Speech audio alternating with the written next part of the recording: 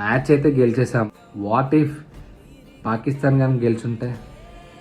Finally Indians are the Asian champions. కానీ match చూస్తున్నాం సేపు చాలా టెన్షన్ అయితే ఉంది. ఎందుకంటే పాకిస్తాన్ 103 for 1 for 11 overs.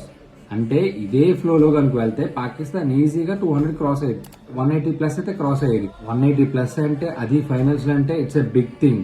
కానీ మన ఇండియన్ బౌలర్ సూపర్ బౌలింగ్ ఎలా చేశారంటే 103 for 1 ఉండే పాకిస్తాన్ ని 146 కి ఆల్అౌట్ చేశారు. It's like wow. Bowling side అయితే అయిపోయింది. కానీ ఇప్పుడు బ్యాటింగ్ సైడ్ ఇప్పుడుండే T20 సినారియోలో 147 అనేది చాలా ఈజీ టార్గెట్. మన ఇండియన్ బ్యాటింగ్స్ వచ్చేసరికి మన ఇండియన్స్ చాలా ఈజీగా గెలిచేస్తారు అనుకున్నాను. కానీ అభిషేక్ శర్మ వికెట్ అవుట్. ఎప్పుడైతే అభిషేక్ శర్మ వికెట్ అయిపోయిందో okay it's fine, Shubham Gill ఉన్నాడు అండ్ సూర్యకుమార్ యాదవ్ ఉన్నాడు అనుకున్నా. సూర్యకుమార్ యాదవ్ ఎప్పుడైతే అయిపోయాడో పర్లేదు, శుభమ్ గిల్ హిట్టింగ్ ఆడుతూ ఉంటాడు, తిలక్ వర్మ క్రీజ్ లో ఉన్నాడు కాబట్టి రొటేట్ స్ట్రైక్ చేస్తుంటాడు అనుకున్నా. బట్ శుభమ్ గిల్ కూడా అయిపోయాడు. అప్పుడు అనిపించింది కెన్ వి విన్ ఇట్ అని. ఆ స్టేజ్ నుంచి లాస్ట్ వరకు ఉండి ఒంటి చేత్తో మ్యాచ్ ని గెలిపించాడు. See of course it's not a like తనొక్కడే గెలిపించాడని కాదు, బట్ లాస్ట్ వరకు ఉన్నాడు, ఆ ప్రెషర్ ని తీసుకున్నాడు.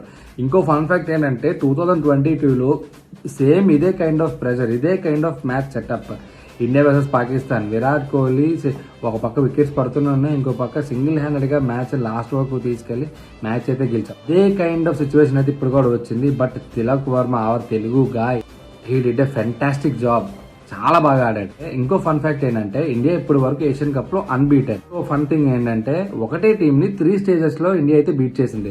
గ్రూప్ స్టేజ్, సూపర్ 4, ఇంకోటి ఫైనల్స్.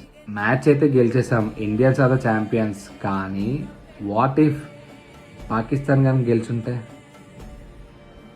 పాకిస్తాన్ కానీ గెలిచుంటే వాళ్ళు ఈ మూమెంట్ కోసం ఎప్పటి నుంచో వెయిట్ చేస్తున్నారు. ఎందుకంటే first match India versus Pakistan match అయినప్పుడు సూర్యకుమార్ యాదవ్ ప్రెజెంటేషన్ దగ్గర ఈ విజయాన్ని మేము మా సోల్జర్స్ కి అంకితం, పహల్గామ్ విక్టిమ్స్ అని మా సోల్జర్స్ కి అంకితం చేస్తున్నామని చెప్పాడే. No hand shakes. But what if ఈ రోజు ఈ మూమెంట్ లో ఈ ఫైనల్స్ లో పాకిస్తాన్ కానీ గెలిచుంటే ఇండియన్ పరిస్థితి ఏంటి?